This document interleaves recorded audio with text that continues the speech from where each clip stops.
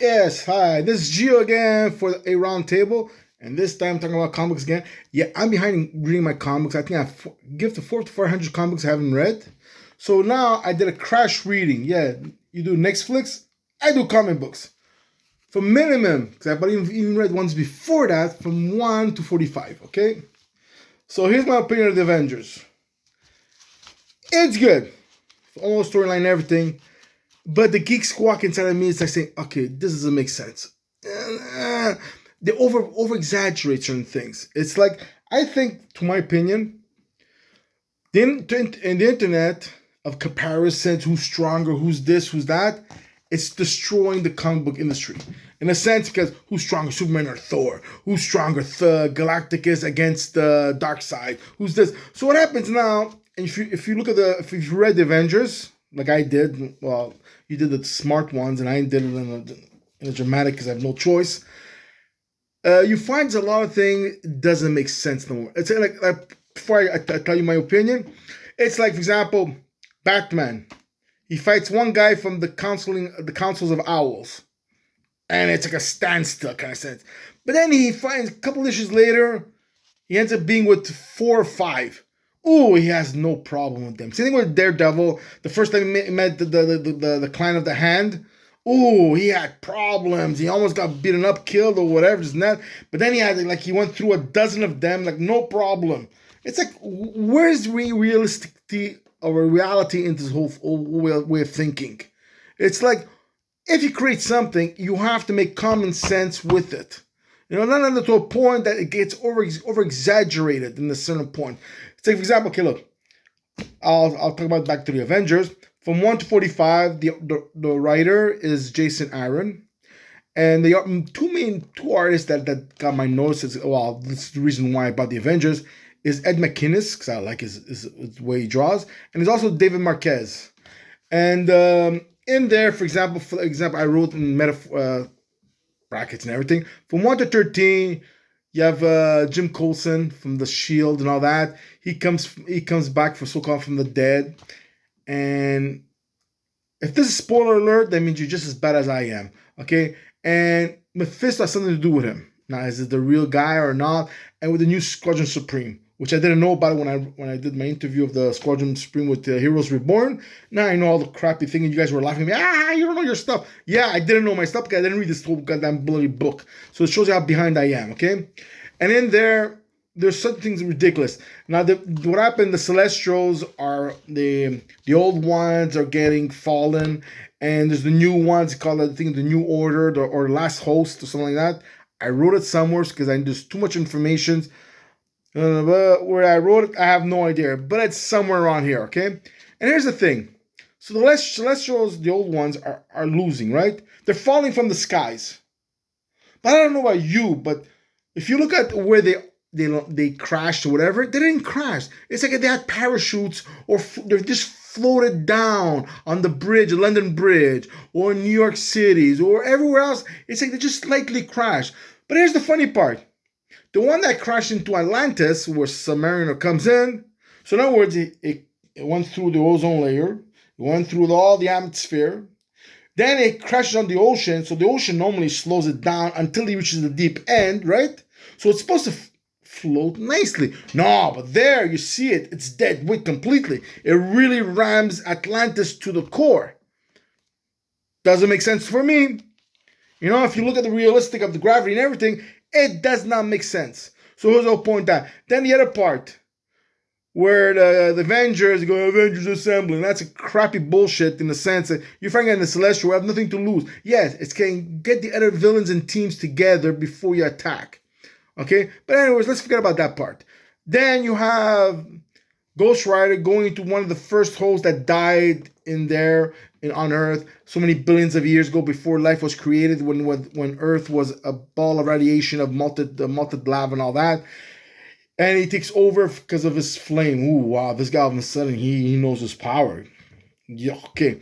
Then you have Thor and She-Hulk drinking this thing that he got from Asgard and everything, that they could transform into humongous giants. So how come Odin never took that For any of his wars and fights, nobody ever mentioned it. And don't forget, they don't come giants. They come humongous. They come like as big as Celestials, which is if I remember, give or take, if you look at the realistic wise, they're almost 4 or 5 times bigger than an ice giant. Okay, so then you have, oh yeah, this is the best one. Then you have Iron Man especially creates an armor the same size as them. Where the heck did he get all that metal? Where he's able to hide an armor that big? Where he gets all this crazy technology kind of sense to create something that big because he might need it one day. I don't know about you, but all that metal wasted, you could create forget about fleet. 10 fleets of normal Iron Man size. You know? Doesn't make sense. And it was the Celestial, what happens, he died 1 billion years ago, and because he went through a space parasites that invaded him, so he kind of has the disease inside of him, and it was killing him. These things from space, and these parasites, they live on organic matters and all that, and he ends up dying. So when he's throwing up and all that, the fluid coming out of his thing, they're saying that's what created the human race and the way we are and everything. Yeah, okay, whatever. Okay, so in other words, to do another storyline that you try and rewrite history, but nothing makes sense completely in a sense, okay? And then over here, of course, you have the Winter Guards come back again. And I love this part. Crimson Dynamo looks exactly the same arm and everything as when I started reading it in the 80s. Oh wow! All Russia's. Oh yeah, they're not ahead of science and technology and all that. That's why they're able to infiltrate everybody in the computer system. They're some of the best hackers. Their jet plane are just as state of the art as the American ones. No, they can't create technology. Ooh wow! Like at least get with the program. Like make it more realistic than that. No, he still has the old armor because he's returned. Yeah, okay, crap. Oh yeah, so all the scientists, they just stop. Oh, Iron Man is superior to us, and we're gonna weep in our corner, and we're gonna take it the way it is. That's another crap. Then you have the one from the 13. You also have the Dracula series, which is so funny. Dracula looks exactly like Dracula. I mean, seriously. I mean, your fashion statement has to change once in a while. Get to those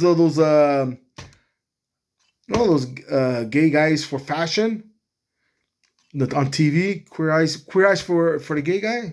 And if I pronounce it right, and if not, I used to love watching that show. Okay, to the first series, and after that, got the cable and saying, "I forget about him." They should hire him because he still looks. I mean, seriously, he's still good. But believe it or not, the Dracula series, the only thing I find lame is like there's so many vampires. So thinking, okay, if there's so many vampires, where are they getting all that blood? How many humans can they kill or eat and still be unnoticed? The number should have been more realistic in a sense. It was over exaggerated. See how much vampires are everywhere. So that was the only part that bothered me. But all the rest and the storyline was pretty good. The little twist and turn on Dracula, I was impressed by it.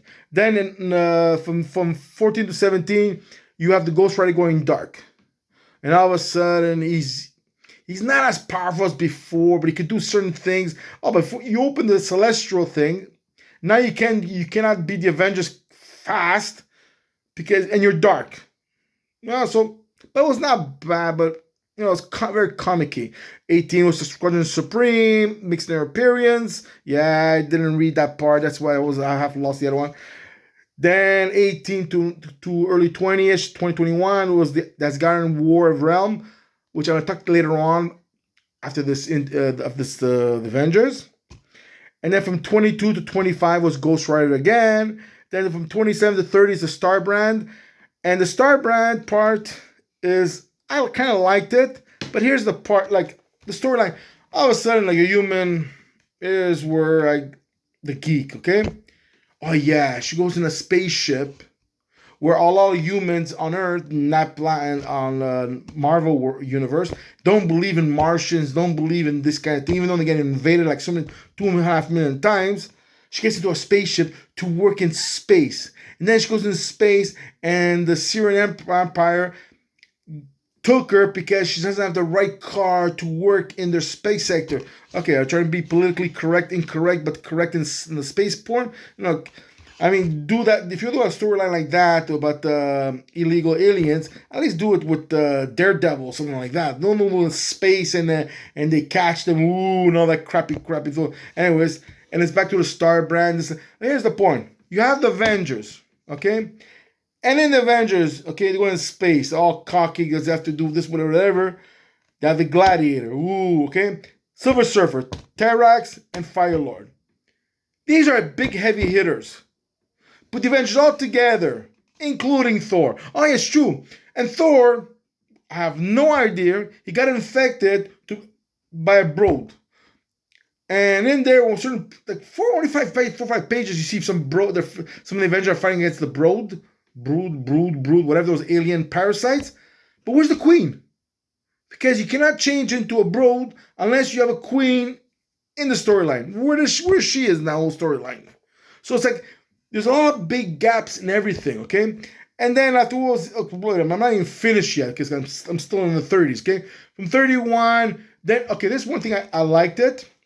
In 31, Tony Stark goes back into the past because they found certain issues between 1 to 30. They found the head of Iron Man in a cave that wasn't touched for millions of years. And how can Tony Stark be in the past and when he's in the present? Anyway, and he ends up when he holds that helmet, Iron Man helmet, there's a bit of energy that teleports him back into the past, which was the time of the caveman, because it was the old Avenger, the original Avenger with the Phoenix and this and that. Oh, and that's the other thing I completely forgot. There was 6 Celestial fighting against Odin, the Phoenix. Then there was Agamotto, which is the Doctor Strange, the original Doctor Strange of that time. The original of Iron Fist, which was a woman. Then there was Star Brand, which the guy looks, it's a caveman, but looks as if he could have been the Hawk in a sense. Then it was the first Black Panther, or one of the first Black Panthers. And then you have Ghost Rider, who's riding a mammoth, okay? Because of the Ice Age and everything. So, and they're fighting as the Celestials, and they get their ass kicked. But then in the internet, who wins? Odin against the Galacticus. Where's the logic in that? You know, you have to put space. Then I say, oh yeah, but they were young. They didn't know their power level and this and this. They're just growing and this and this. Okay, Odin looks old as he is. Okay, that time he was still older than Thor. And then the Phoenix later on the stories between. I'm jumping a lot because we're talking about 45 issues, right? That he tells Thor that he's his mother. So now Thor believes it and doesn't believe it, and he's traumatized, an emotional realm that he doesn't know what's happening. But back to the 31st, Tony Stark was getting attacked by an ape. That to me, I think it seems the same ape that attacked Iron Fist in issue number 13. Check it out. It's like, yeah, I noticed this. Well, I know it's because I read it in the last 2-3 weeks. So my memory, Alzheimer's didn't attack it yet. Then from 33, 37, it's the Moon Knight. Now, the Moon Knight, seriously. Here you have this moon god there. He teleports all these moons from different galaxies and everything. And yeah, that was a little tail of my cat there. And doesn't touch the gravity of the Earth. So you have 5-6 alien moons around the Earth, or included with our moon. And nothing happens to the Earth. The Earth doesn't crack. There's no environment disaster. No, nothing. I don't know about the Geeky Mingos. I don't know about you, but this doesn't work. What? Don't overplay if it doesn't make sense. Just be realistic. It will be just as good than having a guy like me busting his head off. And then from 33, yeah, that was the one. Then from 40-45, you have the Phoenix, which is not bad in the sense they should have said what the Phoenix was, because what happened, she took a bunch of people, she gave them the Phoenix powers, and they have to fight against amongst themselves because she wants one to be her host to carry out the real Phoenix power. Now, how much Phoenix power they had, you don't know, because if I would have known that, because to have, for example, in the quarterfinal, that there's still Captain America and Black Panther. Up my eyes, okay? It's like almost back to the Secret War, the Secret War with Beyonder and Captain America comes over the shield. Please, because Captain America refuses to quit. It doesn't matter if he refuses to quit. If you're a house cat and you're surrounded, and you go in a jungle, and there's Black Panthers, there's lynx or whatever. Depends which force we're talking about, because a lynx doesn't live in the jungle where the leopard lives. Okay, but let's example Africa. Okay, or in, and you have leopards, you have lions, and you have cheetahs. A house cat, I don't care how big and powerful it is, one of the most powerful house cat there is, it's dead meat. Amongst these three, not including the honey badgers, there's not including those two other cats. I always forget their name that jumps very high, the Shahira and all that. So be realistic. Captain America always makes near the front. My beep beep beep. It's same thing with Black Panther. As good as he is, he has the technology, this and this. But that's what it is. When Black Panther finds you guys humongously strong, he's able to stand his ground. But as soon as he fights Captain America, all of a sudden his strength level goes down, and he's almost like he's incapable of doing the performance when he was fighting against the Hulk or Thor, these humongous villains. It's like, no, be true to who they are, So that's it. And then at number 45, it's back to because now the vampires have their own little state in Russia. It's the Dracula thing. It's not bad. The vampire thing, how politically they're thinking and everything, it was not bad.